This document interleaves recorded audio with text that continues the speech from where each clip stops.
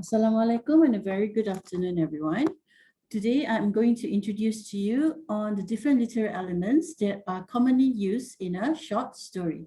I hope that you have at least read one or two short stories before this. Common short story. I think most of you are familiar with fables. Yeah, fables such as the story of all these children's tales like Snow White, Cinderella, Beauty and the Beast. All these are actually fairy tales and fables like the story of Sang Kancil, for example. Yeah, all these are entail under a short story. Okay, and we are going to take a look at what are the different elements that are commonly used by the writer of a short story in order to engage with his or her readers.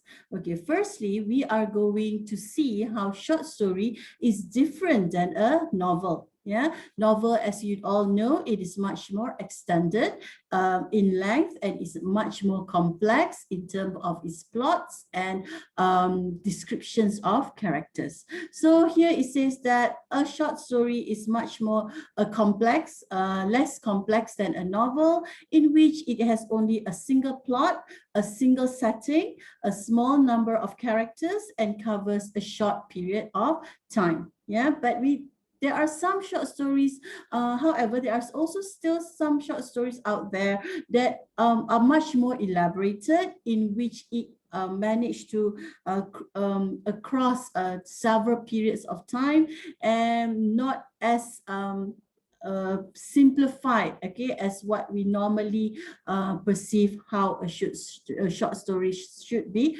written. Okay, and the characters featured in the short stories typically don't have a lot of backstory. We don't really know the real background of it, the real background of the in-depth background of the characters. Yeah,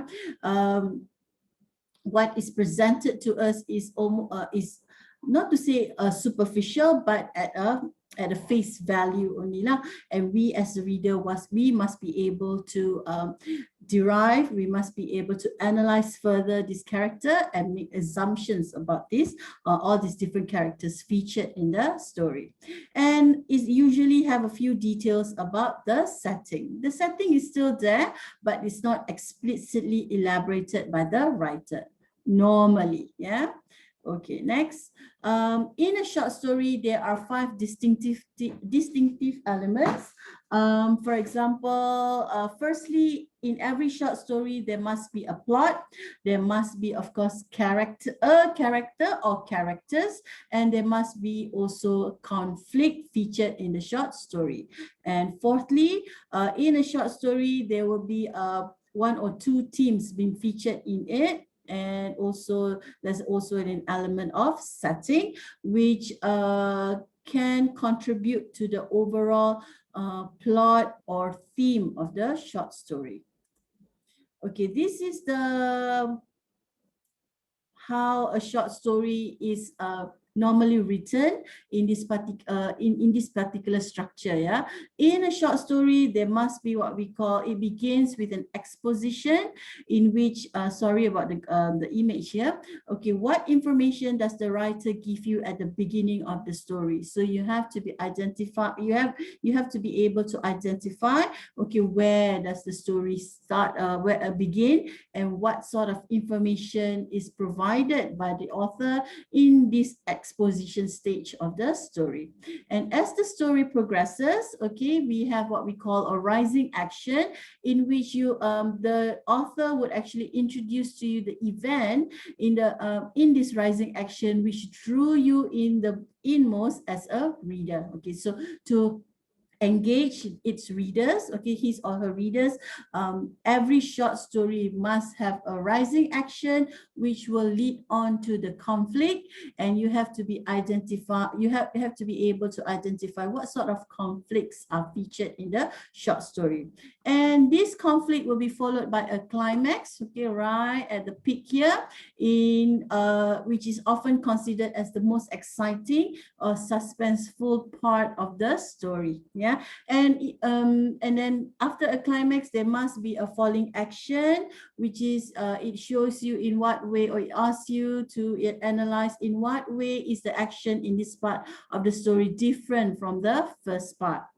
Okay, and then followed by a resolution. How does this part of the story make you feel? What else could the writer have done? So these are the different elements that of plot that are normally featured in a short story. It starts with an exposition, rising action, conflict, climax, falling action, and resolution. And this does not only apply to only short story. It can only also applies, of course, in novels, in plays, as well as in featured films. Yeah, so films also follow this kind of plot development. However, okay, due to the creativity of the author, this plot, okay, this plot development or this plot structure is sometimes manipulated and exploited in a sense that to give the story an extra edge, or to keep the readers further engage. Yeah, so not necessarily a story begin with an exposition. It can begin perhaps with a climax, and then it goes to the conflict, okay, and then it moves to the resolution. So you mix and match the plot, okay, according to your creativity, or to the author's creativity, in order to engage his or her readers. Okay, after the plot, we have the setting. Okay, what is important about the setting? This is where and when the story takes place. It can be anywhere, okay, from a single bedroom, okay, from a small bedroom, or any parts of your house. It can be in a forest, it can be in a building, it can be in a certain country, it can be anywhere at all. Yeah, in which this setting will help to set the plot and the overall theme of the story. It can be real or fictional, yeah, or a combination of both. So not necessarily the setting has to be taken place in this earth, yeah, a realistic or a real place. It can also be fictional, for example, in a planet somewhere, yeah, or in another dimension, or a make-up place, like a made-up place, like as what featured in Lord of the Rings, or Hogwarts, yeah, in Harry Potter. All those are fictional setting, yeah, or which is of course based on a real life setting. So again, it depends on the creativity of the author, and also depends on the plot of the story. And as I mentioned just now, okay, the setting is helpful in the sense that it establishes the mood, or the overall tone, or the overall message of the short story. Next, we have characters. Okay, characters are one of the most important element in a short story, in which they are the one who carry out the actions in the story. Yeah, and these characters can consist of not only human characters, but can also be animals, yeah, or plants even, and also objects. Yeah, so for example, in a story like Lion King, okay, even though it's not actually a short story, yeah, okay, but I'm just giving you an example. Like in the movie Lion King, there's no human involved, but who was involved? The animals, yeah, the lion themselves, okay, and they are the characters, okay, that move the actions in the story. Yeah, and it can be also objects, for example, like the short story Beauty and the Beast, in which, okay, we also have the beast character, but also remember all the trinkets objects, like the chandelier, the candles, the teapots, yeah, all those are alive, and they have their dialogues, and they have their own distinctive characteristic features, yeah, as elaborated by the author. And this character can be described in three manners.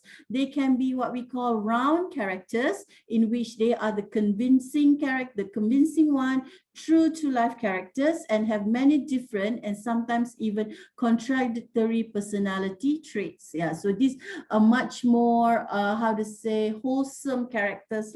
Okay, so they are the round characters, like for example, the character of Beauty in the Beast, or the Beast himself, Cinderella, Snow White, okay, Sang Kanche, okay, all these are actually round characters. They are very convincing, they are very real life, yeah, and they have different personality traits. Okay, and then the second description is the flat characters, in which they are the most stereotyped, shallow, and often symbolic character, and have only one or two personality traits.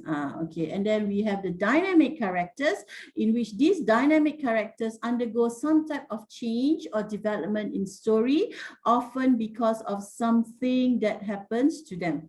Okay, so these are all the different description of characters that are normally featured in a short story or any what do you call that, a creative writing text. Types of characters, you can divide these different characters into firstly into major type protagonists and antagonists. Yeah, the protagonists are the heroes of the story, and the antagonist is the anti-hero or the villain of the short story. And these protagonists and the antagonist characters featured in the short story will normally trigger, okay, or initiate a conflict in the story, in which this refer to a dramatic struggle between two forces in a history, in which without the conflict there is no plot. There's no point of reading the short story without the conflict. Yeah, and this conflict can be further divided into interpersonal conflict and internal conflict. Okay, what entails an interpersonal conflict? Interpersonal conflict is referring to human versus human conflict. For example, okay, the conflict caused by the protagonist and the antagonist characters. For example, like between Cinderella and her stepmother, Snow White again with her stepmother. Yeah, Beauty, and initially there's a conflict between Beauty and the Beast himself. Yeah, so these are very very common, okay, in which there is a conflict between human versus human that are featured in the short story. Okay, and then the second interpersonal conflict could be human versus nature. This nature can refer to natural disasters like earthquake, tsunami, okay, any storm, yeah, and all these are actually how the characters dealt with this nature, okay, all these natural disasters and how it may impact the development of the characters. So you can see example of this in movies. Yeah, for example, movies like Armageddon and 2012. Okay, and all these movies or stories that deal with conflict between human and nature. Okay, next, another conflict, three more interpersonal conflict. We have human versus society. For example, the one that is featured in the Hunger Games, yeah, where it features a dystopia society of the future, in which there's a rebellion triggered by the working class or the lower class against the higher class or the bourgeoisie. Yeah, and next we have human versus technology.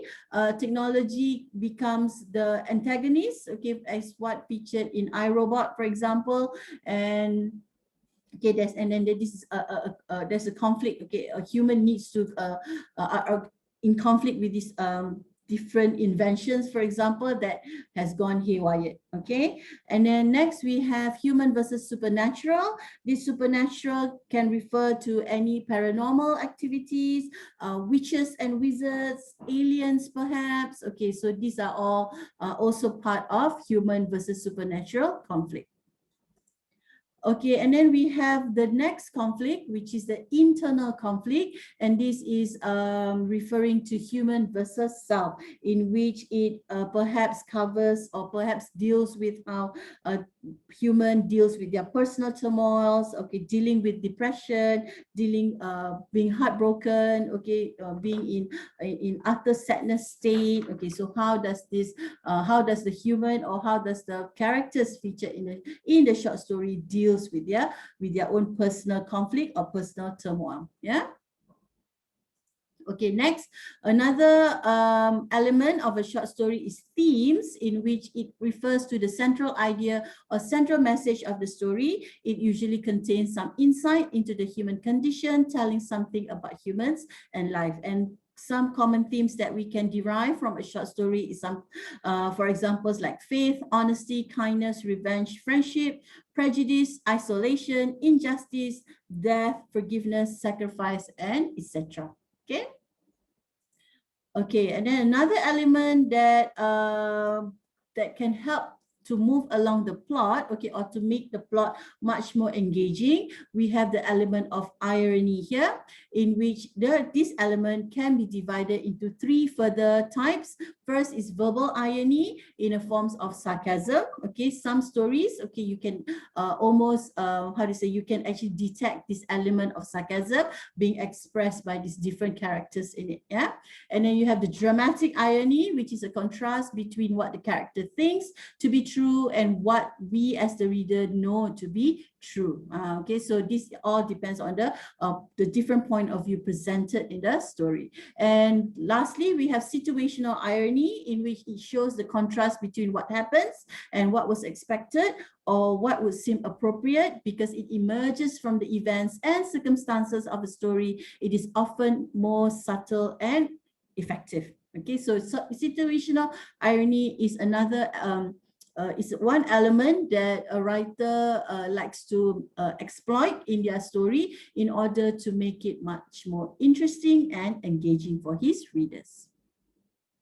All right, next we have also elements, for example, literary elements like symbolism. Okay, in a short story, we do not have so much, or we do not focus much on, like say, the usage of simile or metaphors, yeah, or imagery, but imagery, yeah, in a way, yeah, because perhaps you can relate that to the setting used in a short story, but also we are focusing more perhaps on the symbolism, okay, that might appear in a short story. For example, if a story is about a journey, okay, it can reflect, okay, it is a symbolism towards life. If it's about water, okay, perhaps it's a symbolism towards renewal and cleansing, yeah, inner cleansing, yeah. If it's about objects or animals, it can symbolize bravery, courage, a certain unique feature, yeah. So all these, okay, all these different elements, okay, that is featured in the story, okay, may symbolize something else. Okay, so and this interpretation of what this on the symbolism used in the short story is totally depends on the interpretation of the reader himself. Yeah. We also, in a story, okay, we also commonly see elements like flashback, in which it is a writer's technique to which the author interrupts the plot of the story to recreate an incident of an earlier time, okay, goes back in time to give reader a memory or to give a reader an insight, okay, to what happened in the past, which might impact to how the character behave or to the character's attitude at present. Okay, and this device is often used to provide additional information to the reader about perhaps about the characters, or perhaps the cause, okay, or the reason to the conflict that happens in the short story. Okay, next. Okay, we also have the elements of foreshadowing, in which this refers to a writer's technique in which the author provides clues or hints as to what is going to happen later in the story. It's like the music in a scary movie where we know that something bad or perhaps good is about to happen. So that is what foreshadowing is all about. And it is also commonly, some stories, okay, or some authors actually use this technique to help what do you call that, to help reader anticipate what is going to happen later on in the story. Okay, next we have also a plot twist. A plot twist, a plot twist is a radical change in the expected direction or outcome of the plot of a novel or another work of narrative, and it is also another technique that is used by the writer, okay, in order to engage, okay, in order to how to shock the reader at the end of the story. Yeah, so this would make the it will, of course, it will give a long-lasting impact to the reader, and perhaps also make the story more memorable. Yeah. And here it says that details, okay, I end this lecture with a quote by Ernest Hemingway, who said that details make stories human, and the more human a story can be, the better the story will be. Yeah, so stories are basically a reflection or a narrative, okay, or a description of our own personal journey in life. Yeah. Okay, so that's I'm also going to give you an additional YouTube link, okay, to in regards to different elements used in a short story to aid your further understanding to this lecture. All right, everyone. So I hope you have find this lecture useful, and you can start reading the story, our first short story, The Triads by Hannah Alcott. All right. Okay. Bye, everyone.